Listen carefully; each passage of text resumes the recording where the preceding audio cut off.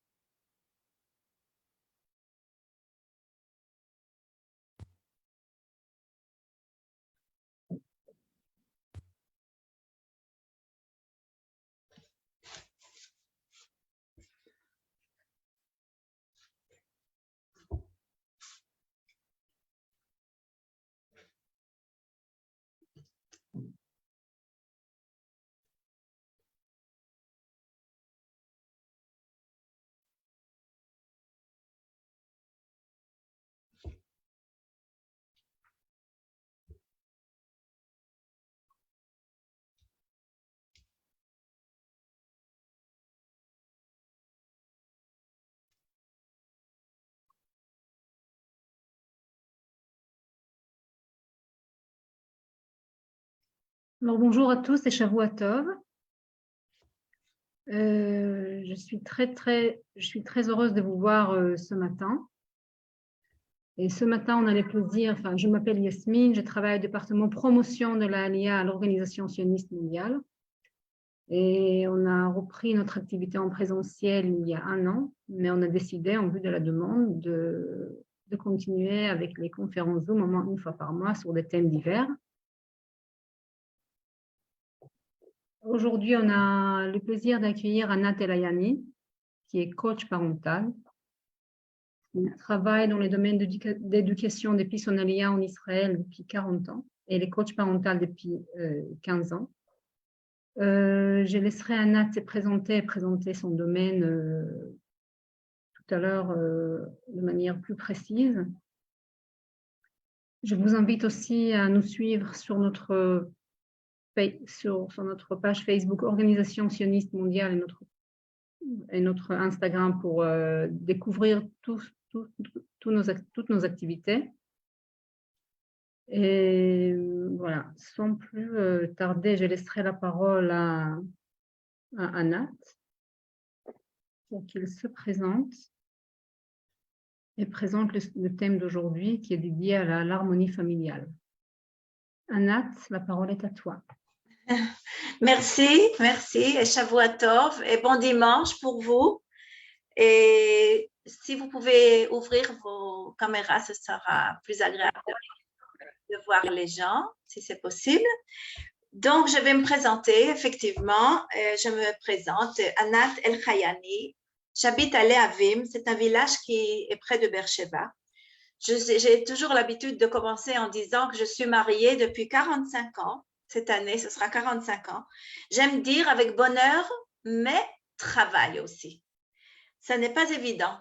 Quand on voit autour de nous le pourcentage de divorces qui augmente à toute vitesse, je pense aussi bien en France qu'en Israël, chez les jeunes et chez les moins jeunes, tout le monde est étonné quand on raconte qu'on est déjà marié depuis 45 ans. Mon prénom d'enfance est celui que ma famille d'origine utilise, n'est pas Anat, mais Françoise. Je suis née à Besançon, 10 ans après la fin de la Shoah. Mes parents ont été en France pendant ces années difficiles, se sont mariés en 45 après que mon père ait été libéré. Il était soldat dans l'armée française. Et mes parents ont toujours vécu à Besançon. Et ma maman, qui a 101 ans, y vit encore, ainsi que ma sœur. Donc, j'y viens très souvent, plusieurs fois par an. Je suis toujours très proche de ma famille. J'ai grandi dans une famille qu'on pourrait peut-être qualifier de sioniste. Mon père était pianiste. Il aimait beaucoup se produire en Israël, en particulier dans les kibbutz, où le public était cultivé et aimait beaucoup la musique classique. Et nous faisions partie de la communauté. Mes parents n'étaient pas religieux du tout, mais ils faisaient partie de la communauté de Besançon sans être pratiquants. Et j'ai toujours, en tant qu'enfant, entendu dire à la maison, et par mes parents et par mes frères qui étaient déjà venus en Israël, je suis la plus jeune dans ma famille, qu'Israël était un pays pour les jeunes. Je pense que ça m'a beaucoup influencé, un pays pour les jeunes. Donc, moi, je suis venue aussi quelquefois comme volontaire en kibbutz. Et puis, après avoir terminé mes études à Besançon, à l'école normale, mes études d'institutrice, j'ai voulu faire une expérience de vivre en Israël 1 an. Je suis arrivée dans la petite ville d'Arad. Si vous connaissez, c'est entre Beersheba et la mer Morte, une petite ville, pour un programme très spécial de 5 mois d'Ulpan, d'abord pour apprendre l'hébreu. C'était très important pour moi de pouvoir m'exprimer couramment pour faire de l'éducation, naturellement. Et puis après, un stage de travail dans mon domaine. J'étais institutrice avec une spécialité pour la musique. Donc, l'éducation musicale en école maternelle et au conservatoire d'Arad. Je peux dire aujourd'hui, après beaucoup d'années passées ici en Israël, que ce qui m'a poussée à faire mon alia à ce moment-là, à mon alia, j'avais 20 ans, et je savais que j'allais faire mon alia toute seule, que ma famille ne me suivrait pas. En 1977, je pense que ce qui m'a poussée à faire mon alia a été une phrase très spéciale que j'ai entendue dire par le directeur du conservatoire d'Arad, qui m'a dit, en me regardant droit dans les yeux, « Nous avons besoin de toi ici. Reste. » Des institutrices d'école maternelle, il y en a beaucoup. Mais des institutrices qui font de la musique pour l'âge de l'école maternelle, c'est très rare. Alors, s'il te plaît, reste en Israël. Et à 20 ans, ça m'a beaucoup influencé. C'était très gratifiant. Ensuite, j'ai rencontré mon mari. Et le reste, c'est de l'histoire, comme on dit en hébreu, Kol Hashar Historia.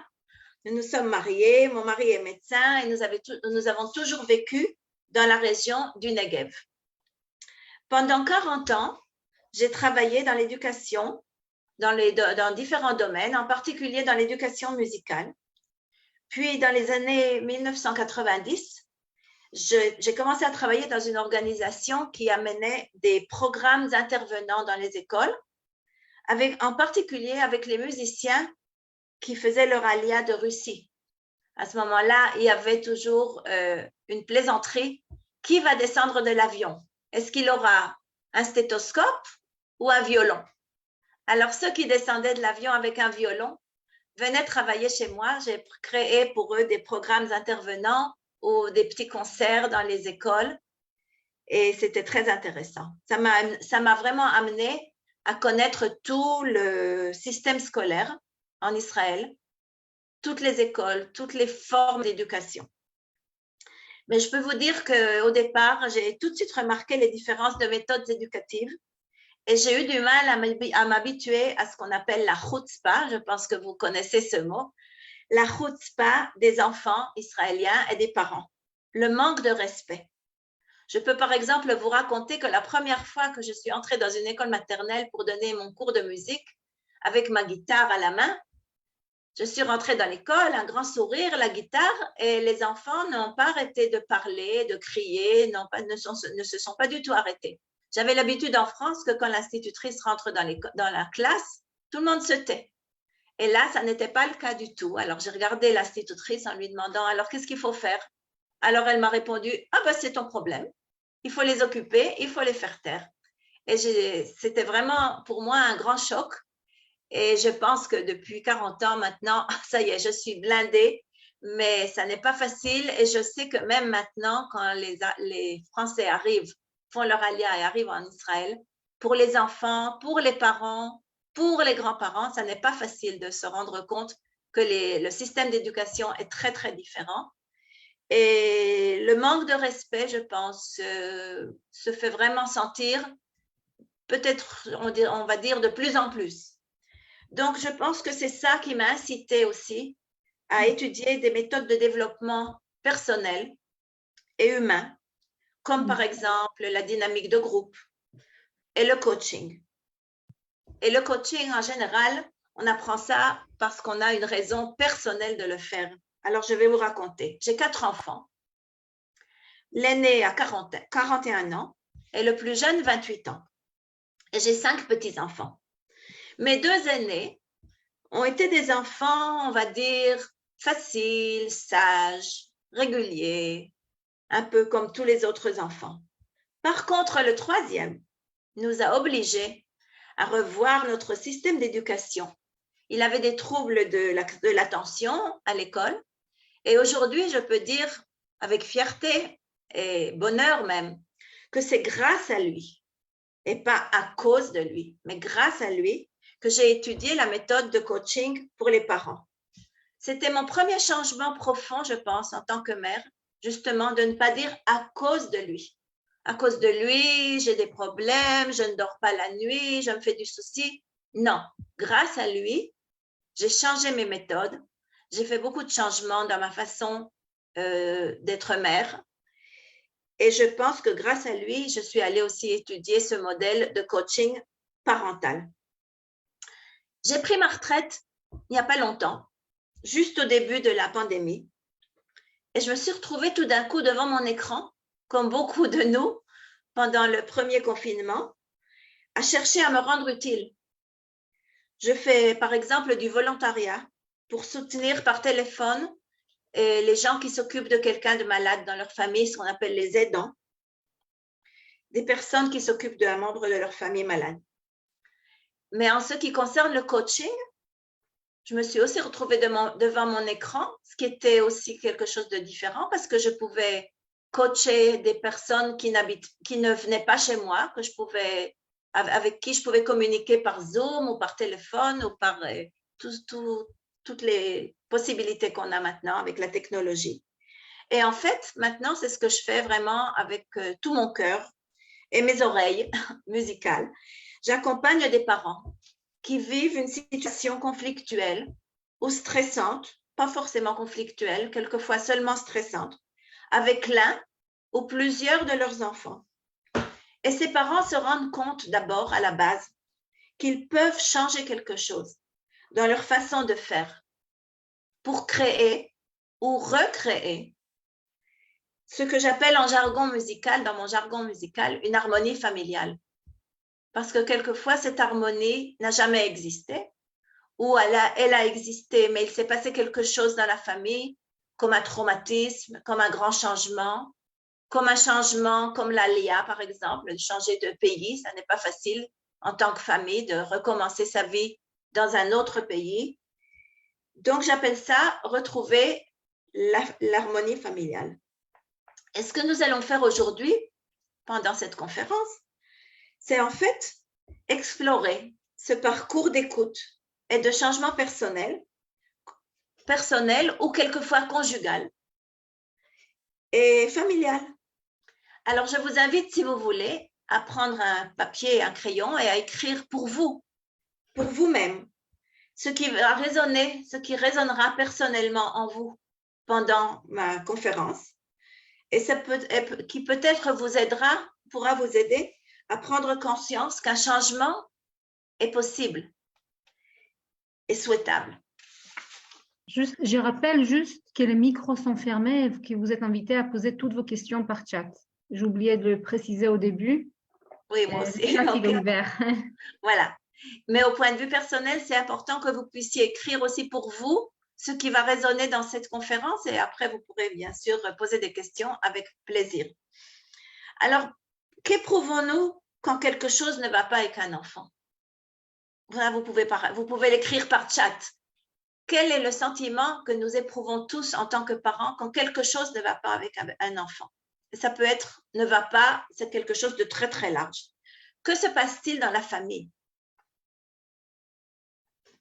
La première réaction, en général, d'après mon expérience de longues années, c'est que quand quelque chose ne va pas avec un enfant, on va chercher un traitement pour l'enfant, pour résoudre son problème. on va l'emmener chez le psychologue, on va le faire tester, on va fixer ça sur ce qui se passe avec l'enfant. Avant le traitement, naturellement, il faut avoir un diagnostic. Parce que quand il y a un vrai problème, il faut savoir exactement si c'est un problème d'attention ou si c'est un problème qui a été créé par quelque chose qui s'est passé dans la famille. Donc, bien sûr, il faut avoir le diagnostic. Mais dès qu'on a le diagnostic, il est souhaitable de se poser une question souvent évitée et douloureuse. Et quelle est cette question que nous nous posons en tant que parents? Quelle est ma part dans cette situation? Est-ce que c'est vraiment le problème de mon enfant ou quelle est ma part dans cette situation? Et en fait, c'est le sujet de cette conférence. Car en tant que parents, nous pouvons prendre nos responsabilités et choisir de changer et adapter nos réactions et nos comportements à nos enfants. Et c'est beaucoup plus difficile, je peux vous dire, beaucoup plus long et beaucoup plus cher, beaucoup plus coûteux de penser que nous pouvons changer les enfants. C'est beaucoup plus compliqué.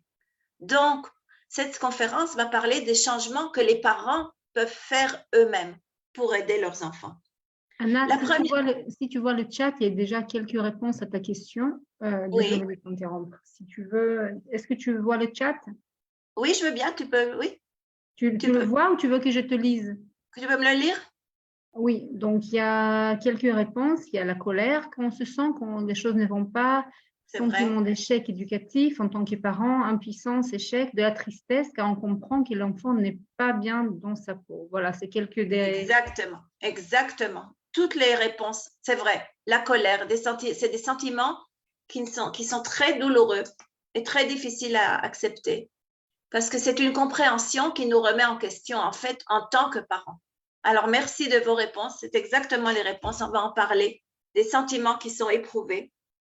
Et souvent, on ne fait pas la place à ces sentiments parce qu'on est tellement occupé à chercher quelle est la personne qui va pouvoir s'occuper de l'enfant, qui va pouvoir nous aider à le corriger, qu'on n'a pas le temps justement d'affronter ces sentiments. Et alors, la première étape, en fait, la première étape personnelle ou conjugale, parce que c'est très souvent que quand on a un problème avec un enfant, ça influence aussi sur la famille, naturellement, mais aussi sur les relations conjugales. Parce qu'on n'est pas toujours d'accord, on ne réagit pas de la même façon. Donc, la première étape personnelle ou conjugale est de prendre conscience de ce qui se passe et de reconnaître nos réactions à nous, nos réactions automatiques, ce que j'appelle les réactions automatiques. Parce que la plupart des parents, moi aussi, nous aussi, agissent de la même façon tous les jours avec tous leurs enfants. Et quelquefois, ils s'étonnent que ça ne marche pas, que tout d'un coup, ça ne marche pas. Mais même Albert Einstein disait, la folie, c'est de faire sans arrêt la même chose et d'en attendre des résultats différents. Et c'est là-dessus qu'est basé, en fait, ce modèle que j'ai développé de coach parental. Donc, je vous repose ma question. Parents et parents au carré. Parents au carré, en fait, ce sont les grands-parents. Parce que quand on devient grand-parent, on est toujours parent, mais encore plus au carré. Donc, je vous pose la question, tout va bien? C'est très souvent qu'on se rencontre entre amis et on se demande et on se pose la question, tout va bien? Oui, oui, oui, tout va bien. Tout va bien avec les enfants? Oui, oui, oui, tout va bien avec les enfants. Tout va bien avec les petits-enfants? Bien sûr, c'est tellement bien d'être grand-parent. Et tout d'un coup, quand on commence un petit peu à vraiment poser des questions personnelles, on se rend compte que souvent, il y a des malaises. Mais on a du mal à en parler, naturellement. Alors, on va commencer, justement, c'est le moment de vous poser ces questions. Ah, je vois qu'il y a encore 2 réponses sur le chat. Tu veux me dire, Yasmine? Oui. Et Anna, est-ce que on est toujours au premier diapositive? Oui, ça y est, j'avais avancé. Okay. Voilà, donc il y a aussi il y a Jenny qui nous dit aussi parce qu'on n'a pas forcément été habitué à exprimer nos sentiments. C'est vrai. Poids de l'éducation. Lydia nous dit, est-ce que selon vous, plus compliqué dans les familles monoparentales ou pas forcément? Ok, vous me rappellerez cette question à la fin de la conférence, parce qu'effectivement, il y a toutes sortes de familles et les situations sont tellement différentes. Et c'est tout à fait vrai qu'on a souvent reçu une éducation qui ne nous a pas forcément encouragé à exprimer nos sentiments. C'est vrai. Alors, la première question que je vais vous poser,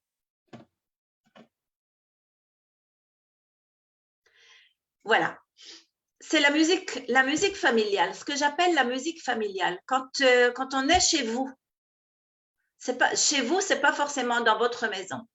Parce que quelquefois, les enfants ont grandi, ils n'habitent pas forcément avec nous. Mais il y a quand même ce que j'appelle une musique familiale. De quel genre est votre musique familiale? Est-ce que c'est une musique avec des cris? Est-ce que c'est une musique qu'on appelle en jargon musical forte, c'est-à-dire très, très, très fort? Il y a des familles où tout le monde parle très fort, où tout le monde parle à la fois, personne n'écoute. Est-ce que c'est en crescendo? Crescendo, vous savez, c'est commencer tout doucement, pas très fort, et puis tout d'un coup, le ton monte, et jusqu'à ce que ça explose. Il y a des familles dans lesquelles on n'entend rien, mais c'est un silence pesant. C'est justement les familles dans lesquelles on n'exprime pas les sentiments. On ne parle pas, avec beaucoup de non-dits. Alors, silence pesant. Il y a des musiques familiales qui résonnent comme un orchestre sans chef d'orchestre, c'est-à-dire que c'est vraiment très, très difficile à écouter. C'est même une cacophonie. Alors, la musique du cœur, la musique familiale, quel genre chez vous? Peut-être une cacophonie. Ou alors, dans les cas où, dans les périodes ou dans les cas où tout va bien, peut-être une chanson douce. On aimerait bien que ce soit toujours une chanson douce. Une harmonie parfaite, où tout le monde arrive à s'exprimer, à exprimer des sentiments, et c'est agréable à entendre. Donc, en fait, cette question, je vous invite à vous la poser et vous demander quelle est votre musique familiale, quel genre de musique, tout en sachant naturellement que cette musique peut changer d'un jour à l'autre. Et quand je vous ai parlé de mon troisième enfant, qui grâce à lui, je suis aujourd'hui coach, alors je peux dire qu'avec les deux premiers, la musique était plutôt chanson douce, peut-être pas l'harmonie parfaite, mais une certaine harmonie. Et tout d'un coup, avec le troisième, ça a commencé à être beaucoup plus compliqué.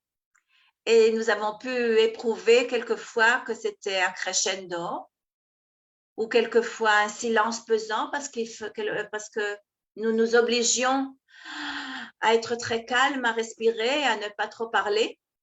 Donc, tout ça, c'est quelque chose de très dynamique qui peut changer d'un jour à l'autre. Alors, je vous invite à écrire pour vous, naturellement, quelle est votre musique du cœur et votre musique familiale, quel genre? Et alors, naturellement, quand on n'a pas la chanson douce ou l'harmonie parfaite, ce qui, je peux vous rassurer, arrive dans la plupart des familles, au moins une fois dans sa vie, quels sont les symptômes, en fait, de cette dissonance? Parce que le contraire de l'harmonie, c'est la dissonance. Et là, ce sont les symptômes des parents. Maintenant, je parle vraiment des parents et pas des enfants. Si vous ressentez, par exemple, un des symptômes comme « je suis énervé », ça vous arrive? Si je pouvais vous dire, levez le doigt, quels sont les parents qui ne sont jamais énervés? Je suppose que ça nous arrive à tous. Je ne dors plus. Ça, c'est plus grave. Les pensées qui nous empêchent de dormir la nuit. Est-ce que j'ai bien agi? Est-ce que j'aurais peut-être pu faire autrement? Pourquoi est-ce que mon enfant a l'air de ne pas être bien? Donc, quelquefois, ça nous empêche de dormir la nuit. Les sentiments, comme vous avez écrit au départ dans le chat, les sentiments qu'on n'y arrive pas, que rien ne marche. J'essaie tous les jours quelque chose de nouveau. J'essaie de me comporter de façon différente. Mais en fait, rien ne marche. C'est toujours la même chose. j'ai toujours l'impression d'avoir une dissonance. Un autre symptôme, tout est sujet à bagarre. Vous connaissez les enfants avec lesquels, quoi qu'il arrive, tout est sujet à bagarre. On essaie d'entreprendre, de commencer une conversation et tout de suite, c'est parti sur une bagarre. Et en tant que parent, naturellement, ça me fait mal. Je connais des parents qui me disent « j'ai mal, j'ai mal, j'ai mal, j'ai mal ». J'ai pas mal à la tête ou j'ai pas mal au ventre, j'ai mal. C'est un mal parental qui naturellement peut se produire et peut aussi s'exprimer par des symptômes physiques. Les parents qui ont mal à la tête, qui ont mal au dos, qui marchent comme ça, voûtés sous le poids justement de cette dissonance. Un autre symptôme, c'est je suis sans arrêt en train de discuter. J'arrive pas à parler. C'est toujours une discussion. Tout ce que j'entreprends avec les enfants, avec cet enfant, je me trouve sans arrêt en train de discuter. Et de discuter ou de me disputer, ça n'est pas forcément avec les enfants. Ça peut être avec les institutrices de cet enfant en particulier. Ça peut être avec des membres de la famille qui me disent « mais regarde ce qu'il a fait, mais regarde ». Et en fait, on se trouve en tant que parent sans arrêt en train de discuter ou de se disputer. Et en fait, cet enfant, c'est moi. Parce que nos enfants, ils sont à notre image. Et c'est peut-être justement une prise de conscience qui est souvent douloureuse et difficile. Alors là, je vous invite aussi à écrire pour vous, naturellement, personnellement, à réfléchir qui est cet enfant, grâce à qui, et pas à cause de qui. Grâce à qui je ressens le besoin de faire un changement pour créer ou pour recréer l'harmonie d'abord en moi et dans la famille. Parce que quelquefois, on a 4 enfants, 5 enfants, plus même, et il y a un enfant en particulier dans lequel on se retrouve plus, qui nous crée plus de symptômes comme les symptômes dont on a parlé avant. Donc, je vous invite à réfléchir quel est cet enfant qui, grâce à lui, j'ai besoin de faire un changement. Je prends conscience que moi, j'ai besoin de faire un changement pour rétablir l'harmonie en moi et dans la famille. La deuxième question, c'est quel est le challenge qu'il m'apporte? C'est toujours en fait quelque chose qui va me forcer à sortir de moi, à faire un effort. Donc, quel est cet effort? Quel est l'effort que cet enfant me demande de faire? Que grâce à lui, je vais être obligée de faire. Et naturellement, la question la plus difficile et quelquefois douloureuse, quelle est ma place dans cette histoire?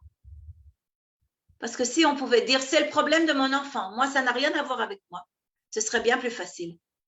Mais malheureusement, ça n'est jamais le cas. Parce que quand on a un enfant qui souffre ou quand on a un problème avec un enfant, on a une place dans cette histoire, toujours, naturellement. Et la quatrième question, c'est quelle est l'influence de ce passage dans l'ambiance familiale? Si on a parlé plutôt de la musique familiale, ce que j'appelle la musique familiale, quelquefois dans une famille, il y a un enfant qui a un problème, même un petit problème. Mais quelle est l'influence de ce problème dans l'ambiance familiale? Comment ses frères et sœurs réagissent?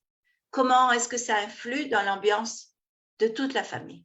Et pas seulement la famille, les parents et les enfants. Quand je parle de la famille, je parle de la famille. Les grands-parents, les oncles, les tantes, tout le monde. Une famille, c'est une famille, ça dépend comment elle fonctionne, mais c'est une famille de toute façon. De quel mode de famille? Même les familles où il n'y a pas forcément les 2 parents, les familles qui ont un parent unique, toutes les structures familiales sont influencées et ont une ambiance et une musique familiale qui les caractérise. Alors, que faire? Bien entendu, il y a énormément de possibilités. Ce que moi, je propose, c'est un procédé d'accompagnement. D'abord, de ne pas rester tout seul en tant que parent. se faire accompagner. Quelquefois, on peut être accompagné par ses propres parents. On peut être accompagné par une très bonne amie. Mon procédé d'accompagnement, c'est donc un procédé de coach. Et les étapes, et il a 4 étapes. La première étape, c'est de définir le but de ce changement. Pourquoi est-ce que je veux un changement? Quel en est le but? La deuxième étape, c'est d'identifier nos propres automatismes et leur potentiel de changement. Et on reviendra sur ce sujet des automatismes parce qu'on a tous des automatismes et on a du mal souvent à les identifier. Et une fois qu'ils sont identifiés, on a encore plus de mal à trouver la façon de les changer. Et quel est le potentiel de les changer?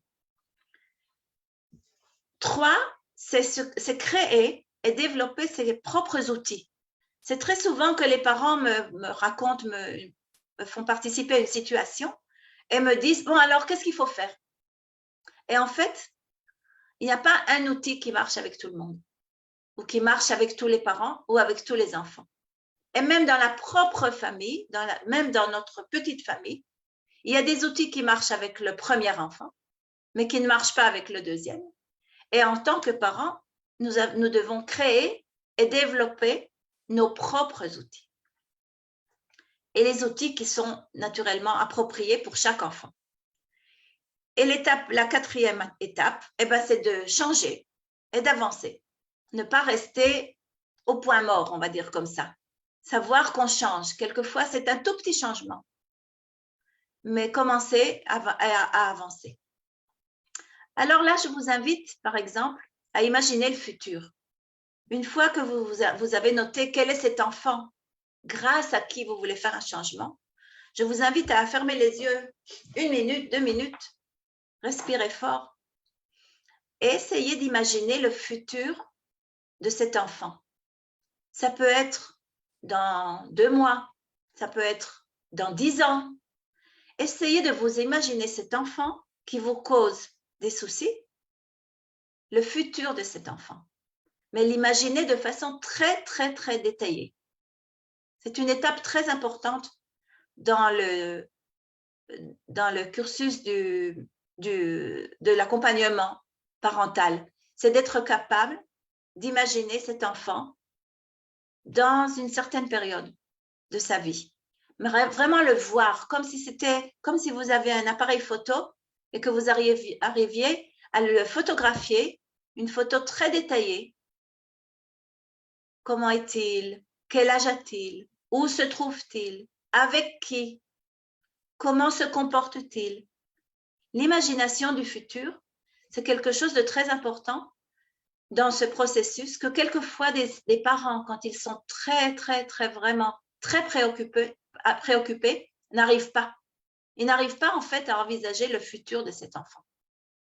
Alors bien sûr, ou alors, ils s'imaginent quelque chose qui est complètement à côté de la situation ou qui est complètement différent de ce qui se passe avec l'enfant.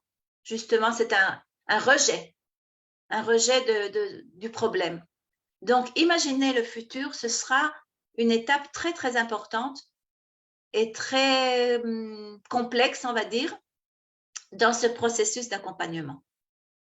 Donc, vous êtes invité à le faire, à écrire quelques phrases, peut-être continuer après. L'étape d'après, c'est de neutraliser ce que j'appelle la conduite automatique. Parce qu'en fait, on a un certain vocabulaire de pensée. Quand on pense à nos enfants, on a un vocabulaire automatique qui nous dit certaines choses. Tous les jours, toutes les semaines, toutes les nuits, cet enfant, il est vraiment insupportable. Cet enfant, il est vraiment malheureux. Cet enfant, il me pose vraiment des problèmes et je pense que j'ai dû faire énormément d'erreurs avec lui. Ce qui nous avance à rien. Ce sont des automatismes qui reviennent et qui reviennent et qui reviennent et qui nous empêchent de changer nos façons de parler, nos façons de réfléchir même vis-à-vis de cet enfant. Donc d'abord, il faut neutraliser cette conduite automatique.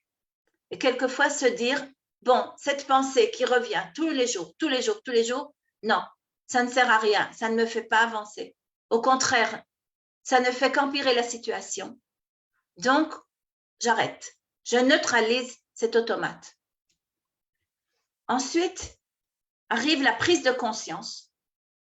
La prise de conscience que cette pensée, en fait, automatique, c'est quelque chose qui m'a empêché de changer.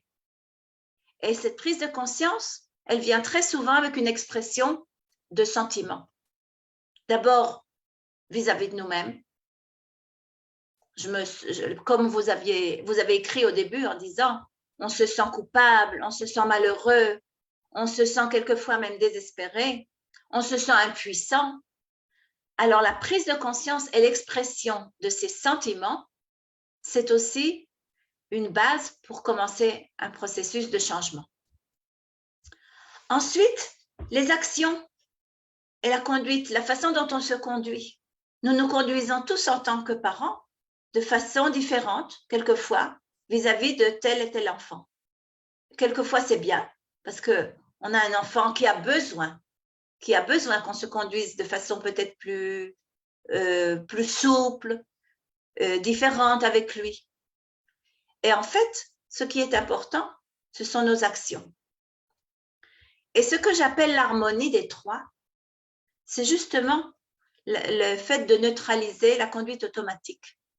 Parce qu'en fait, tout être humain et toute personne a des pensées, un cœur avec des sentiments et des actions et une conduite.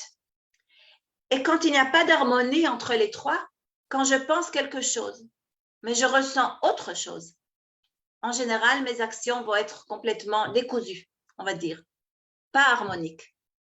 Donc, en fait, neutraliser la conduite automatique, c'est essayer d'obtenir une harmonie personnelle d'abord entre la façon de penser, de ressentir et d'agir. Et ça n'est pas facile. C'est très souvent bien compliqué et tout à fait avec des dissonances. C'est là que les dissonances, en fait, sont les plus fortes. Alors, le parcours d'accompagnement commence. Quand naturellement, on a pris une décision, oui, avec cet enfant, il faut que je change ma façon de faire, ma façon d'agir. J'ai besoin d'aide, j'ai besoin d'être accompagnée pour ça. Et alors, le parcours commence. Et comme vous voyez sur la photo, c'est un parcours qui commence. On ne sait pas toujours où il va nous amener. C'est très souvent qu'on prend conscience, en fait, que le problème n'est pas forcément le problème de l'enfant. Ça peut être un problème d'un des parents. Ça peut être un problème conjugal. Ça peut être un problème à l'école, à cause de quelqu'un à l'école, à cause d'un événement à l'école. Ça peut être un problème qui est créé par un changement de toute la famille, comme par exemple l'aléa. Et ce changement a pu être anodin pour la plupart des membres de la famille et tout d'un coup, pour un enfant, on se rend compte qu'en fait, que pour lui, ça a été complètement différent. Donc, dans ce parcours, on commence à se poser des questions, beaucoup de questions. La première question, quel est le but du changement que moi, je veux effectuer? Comment sera ma musique familiale, ma nouvelle musique familiale? Si jusqu'à maintenant, c'était des cris ou si jusqu'à maintenant, c'était le silence, parce que, par exemple, on n'exprimait pas ses sentiments, quelle musique familiale je veux obtenir maintenant? Quel est le fossé entre la situation actuelle et la situation souhaitée? Ça, c'est vraiment la définition du coaching. Quelle est la situation actuelle? Quand je travaille avec des parents, naturellement, je leur pose la question, décrivez-moi la situation actuelle. Que se passe-t-il? Que ressentez-vous? Que ressent votre enfant? Et quelle est la situation souhaitée? Et en fait, nous allons travailler sur le parcours du fossé. Et par quoi je choisis de commencer? Parce que le coach, à la différence de la psychologie ou de la psychothérapie, on agit, on parle, mais on commence tout de suite aussi à agir et à exécuter des petits changements dans notre façon de nous conduire. Alors, on vérifie aussi quelles sont les ressources. Quelles sont mes ressources personnelles? Ça, on l'a déjà dit, prise de conscience, savoir me concentrer sur mes ressources personnelles et pas seulement sur l'enfant, comprendre que c'est moi en fait, et naturellement être prête à prendre des initiatives. Et quelles sont mes ressources extérieures? Extérieures à moi, c'est-à-dire, par exemple, la participation de l'enfant. Parce que si moi, je vais faire un changement, naturellement, que ça aura rapport avec l'enfant qui me pose des problèmes. Je le ferai participer. Les ressources extérieures, c'est aussi définition d'un temps propice. Quand est-ce que je vais faire ça? À quel point dans ma vie? À quel point dans la journée? Si je suis des parents jeunes qui travaillent du matin au soir, j'ai peut-être besoin d'un coach qui sera prêt à me recevoir le soir, une fois que les enfants seront au lit. Moi, par exemple, je fais ce que j'appelle le coaching en pyjama. Pour les parents qui sont jeunes et qui travaillent toute la journée, j'essaie de les accompagner le soir, une fois que les enfants sont au lit et qu'ils sont tranquilles et peuvent vraiment se concentrer sur leurs ressources personnelles. Et les ressources extérieures, c'est aussi choisir un coach ou un accompagnateur. Alors, je vais vous donner juste des petits conseils comme ça qui font partie de ce parcours. Par exemple, l'écoute de la musique du cœur. Qu'est-ce que c'est que l'écoute de la musique du cœur? En tant que parents, nous avons l'habitude de parler avec nos enfants d'une façon qui n'est pas vraiment une musique de sentiment, comme par exemple leur dire « Alors, tu as fait tes devoirs? Tout va bien? Comment ça va à l'école ?» et continuer tout droit à nos occupations ou nous plonger dans notre ordinateur ou dans notre téléphone portable, par exemple. Ce que j'appelle la musique du cœur, c'est en fait vraiment écouter l'enfant sans lui donner de conseils, sans lui donner de solutions à ses problèmes. Et pour le faire, je pense que dans la société dans laquelle nous vivons, à toute vitesse, tout le monde est occupé, même les enfants, je vous invite à fixer un rendez-vous à votre enfant avec précision et invitation. Je t'invite à tel jour, à telle heure, à tel endroit, et on se prépare pour ce rendez-vous en tant que parent. On se demande quelles questions on va lui poser à cet enfant. Pas les questions habituelles qu'on pose tous les jours. Et comment lui poser la question? Comment l'aborder? Et c'est ce que j'appelle la pratique de l'écoute de la musique du cœur. Parce qu'à ce rendez-vous, les parents ne parlent pas. Ils posent les questions et ils disent à l'enfant, je suis là pour t'écouter. Je suis là pour t'écouter et pas pour te donner des conseils, simplement pour t'écouter. Et quelquefois, souvent, ces rendez-vous permettent aux parents d'entendre un nouveau message que l'enfant n'a jamais eu l'occasion de dire parce qu'on ne l'a jamais vraiment écouté. On est souvent tellement occupé à lui dire quoi faire. Et ces rendez-vous que naturellement je vous conseille de pratiquer toujours avec tous les enfants. Ces rendez-vous peut-être vous apporteront un nouveau message qui permet de continuer. Parce que tout d'un coup, on entend quelque chose que l'enfant n'a jamais dit. Et ça nous permet de dire, ah, voilà, c'est ça le changement que je dois faire ou que je veux faire. Et en fait, tout ça nous amène à ce qu'on appelle la pratique de la communication harmonique ou non violente. Ce n'est pas moi qui ai inventé ça. La communication non violente, tikshoret mekarevet, la communication qui fait rapprocher les gens, c'est toute une théorie qui a été développée par beaucoup de gens dans le monde entier et qui en fait propose une façon différente de communiquer avec ses enfants, avec ses amis, avec soi-même d'abord. Et le premier stade, c'est d'abandonner l'utilisation de termes comme par exemple « bien », c'est bien, ou c'est mal, c'est exact, c'est faux. Ces termes, en fait, empêchent les gens de vraiment communiquer ou de communiquer de façon harmonique. Et je dirais même pire. Pourquoi on appelle ça la communication non violente? Dans les phénomènes de violence, ça commence souvent par le fait que les gens disent « moi j'ai raison, il n'y a que moi qui ai raison. Moi ce que je dis, c'est bien. Moi ce que je dis, c'est exact. » Et à ce moment-là, on n'est pas loin justement de la communication violente. Parce que si moi j'ai toujours raison et si ce que je dis c'est toujours bien, les autres, naturellement, ont forcément tort. Et c'est vraiment quelque chose qu'on pourrait abandonner complètement.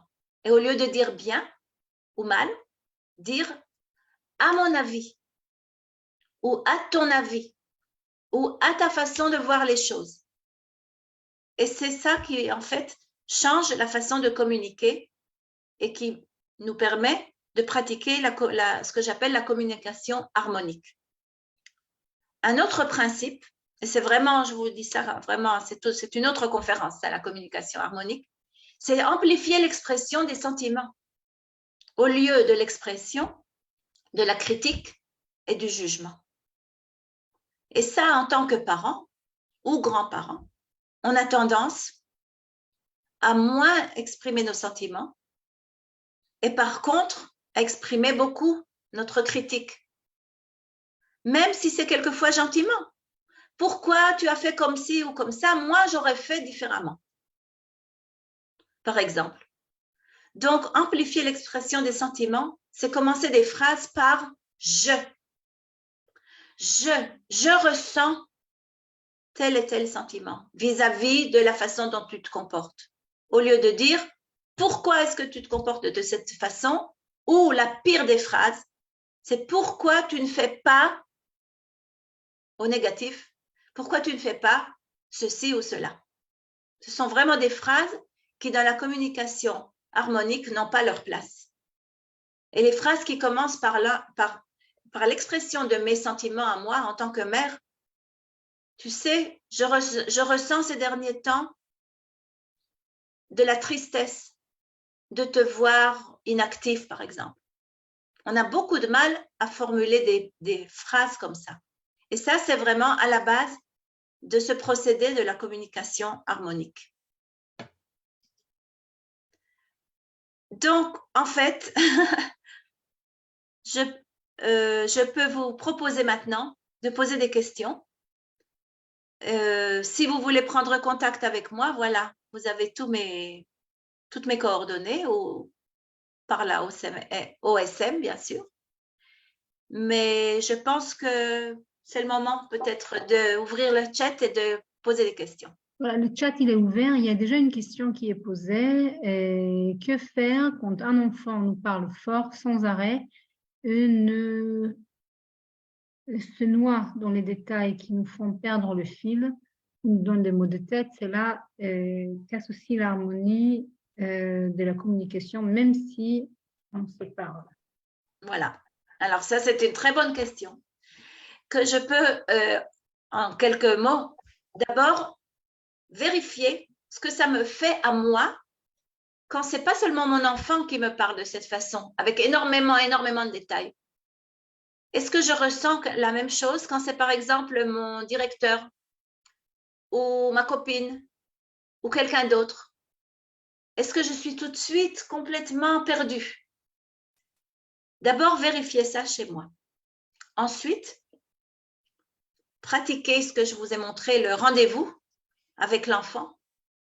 Et à ce rendez-vous, vous préparez à lui dire « Ok, aujourd'hui, je veux seulement écouter, sans donner de réponse. » Et faire l'effort d'écouter. D'abord, l'enfant sera très content de voir que vous êtes prêt à écouter. Et le dire à la fin « Ok, Merci de m'avoir fait participer, de m'avoir expliqué ce que tu voulais dire, mais j'ai besoin de réfléchir. Je ne sais pas répondre. Ne pas répondre tout de suite, justement. Prendre le temps de réfléchir et de respecter ce que vous venez d'entendre et peut-être reprendre rendez-vous avec votre enfant une nouvelle fois en lui disant cette fois-ci, j'ai réfléchi à ce que tu m'as dit et c'est moi qui commence. Je vais te donner une ou deux phrases et ensuite on va continuer à communiquer.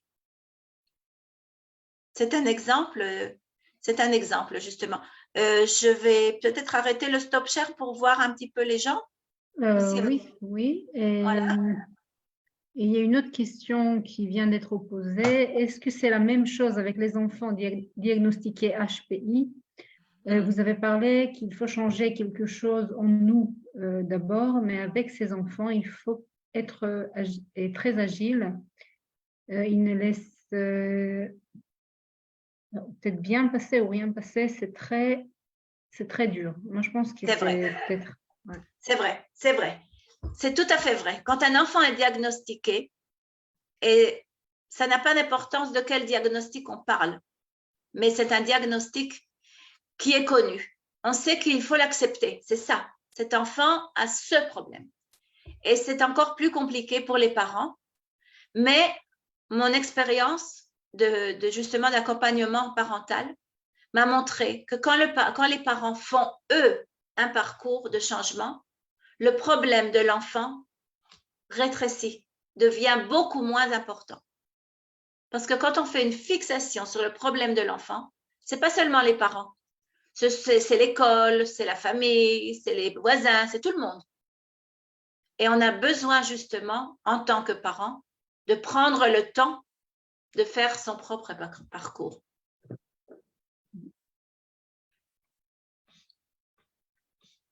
Voilà, et juste, je précise que toutes les questions-réponses ici sont vraiment générales et tous ceux qui souhaitent avoir des réponses plus personnelles sont invités bien évidemment à contacter Anat ou un autre coach. Puis, ça, c'est tout ce qui est dit ici, c'est de manière très générale. Une autre question qui vient d'être posée, les outils de coaching sont-ils valables pour un adolescent de 16 ans? Le coaching pour ses parents, pour les parents de l'adolescent, c'est la question? Non, pour un adolescent. Pour l'adolescent. Alors, ça c'est un coaching différent. Le coaching pour les adolescents, moi, je ne pratique pas ça. Je travaille avec les parents. Et souvent avec des parents d'adolescents aussi. Mais il y a aussi des coachs qui travaillent spécialement, qui sont spécialisés pour coacher des adolescents. Oui, tout à fait. Et c'est possible, bien sûr. D'autres questions?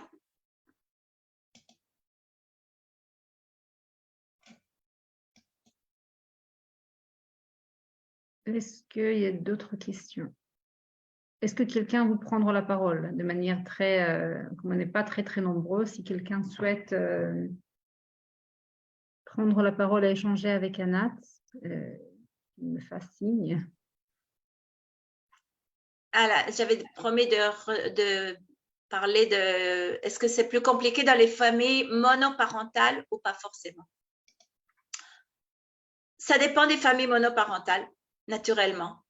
On pourrait peut-être s'imaginer que c'est moins compliqué parce que quand il n'y a qu'un parent, alors il n'y a pas d'autres parents pour le contredire et pour lui dire quelquefois tu ne fais pas ce qu'il faut, tu devrais faire autrement, etc., etc. Mais il n'y a pas une réponse à cette question. Les familles monoparentales, quelquefois, fonctionnent très bien, mais quelquefois, la fusion, justement, entre les parents des familles monoparentales et leurs enfants est tellement forte, tellement intense, que ça empêche aussi le parent ou la mère de faire des changements. Donc, c'est pareil, je n'ai pas une réponse universelle. Ok, et juste pour continuer la question sur les coachs pour les adolescents, est-ce qu'on peut avoir des références? Moi, je pense que Anat, si on vous contacte après, si c'est en Israël, oui. Ok, est-ce que vous avez j'ai des collègues qui pratiquent aussi par Zoom? Oui, Maintenant, presque tout le monde pratique par Zoom depuis le Covid. Oui, oui, tout à fait. Très bien. Est-ce qu'il y a d'autres questions? Je ne vois pas. Attendez, je vais juste revoir s'il y a d'autres questions auxquelles on a. Il y a aussi une remarque, je ne sais pas si qui a été faite tout à l'heure sur le chat, qu'il y a des familles où on parle de tout, sauf de nous. Donc, est-ce que tu as... Ça.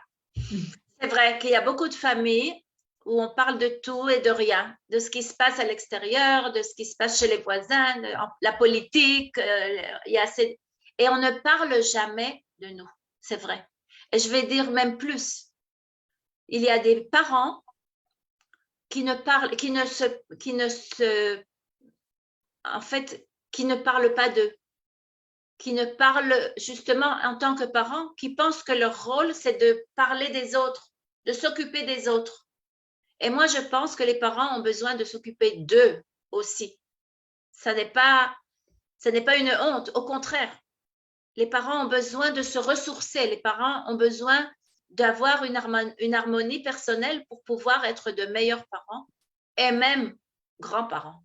Et je travaille de plus en plus avec des grands-parents parce que je me rends compte qu'en fait, les grands-parents, qui sont toujours des parents, et on le sera jusqu'à notre dernier jour, ils ont besoin de faire des parcours et d'être soutenus et de se permettre justement d'exprimer leurs sentiments. Et il y a une question aussi de Lydia Dahan. Que faire quand un enfant en souffrance refuse de se faire aider par un professionnel? Est-ce que, voilà, je redis que tout ce qui est dit ici de manière très générale n'est pas en aucun cas un conseil personnel, parce qu'on ne connaît pas assez le cas.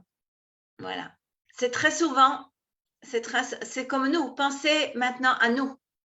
Pourquoi un adulte accepterait de se faire aider en tant que parent? Je suis parent, je sais être parent, aucun problème. C'est pas à moi de me faire traiter. C'est exactement la même chose pour l'enfant. Quand l'enfant se rend compte que ses parents veulent que quelqu'un s'occupe de lui, c'est souvent très, très difficile à accepter. Et c'est pareil, c'est ce que j'appelle la communication harmonique. Comment est-ce qu'on arrive à expliquer à l'enfant, après l'avoir écouté, pris rendez-vous avec lui, comment est-ce qu'on arrive à le convaincre d'aller consulter un professionnel ou d'accepter le fait qu'il ne veut pas. Parce que s'il ne veut pas, même si on trouve le meilleur professionnel du monde, ça ne marchera pas. Et c'est tout un processus aussi.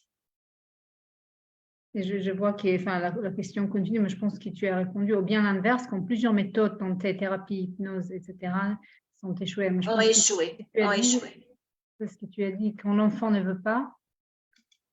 Si l'enfant ne veut pas, c'est très difficile. Mais si l'enfant, par contre, participe au parcours de son parent, moi j'ai vu très souvent des cas où des parents expliquaient à l'enfant, c'est moi qui dois faire un changement, mais c'est un changement vis-à-vis de toi. Et à ce moment-là, l'enfant sent qu'en fait, on le comprend, qu'il n'est pas un objet qu'on va prendre et qu'on va emmener chez un professionnel pour le réparer, entre guillemets. Et ça peut ouvrir des portes, justement. Je laisse le temps pour une dernière question, s'il y a encore quelqu'un qui voudrait poser une question. Voilà, comment le motiver pour qu'il accepte de se faire aider? Ça, c'est une question toujours dans le même...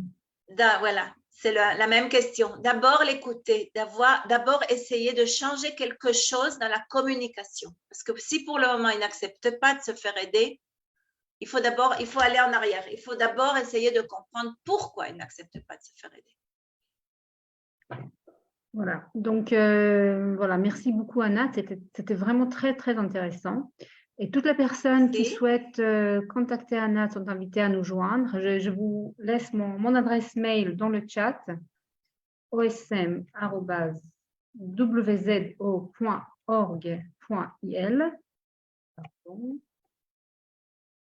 wzo.org.il. Et cette conférence est aussi disponible sur notre page Facebook pour tous ceux qui souhaitent la revoir. Et je vous invite également de suivre notre actualité sur notre site internet idoudalia.fr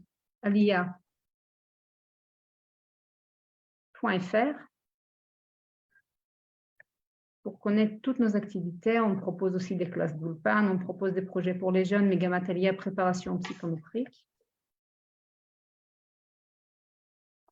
Voilà, donc je vous souhaite à tous Shavua Tov. Merci encore Anat.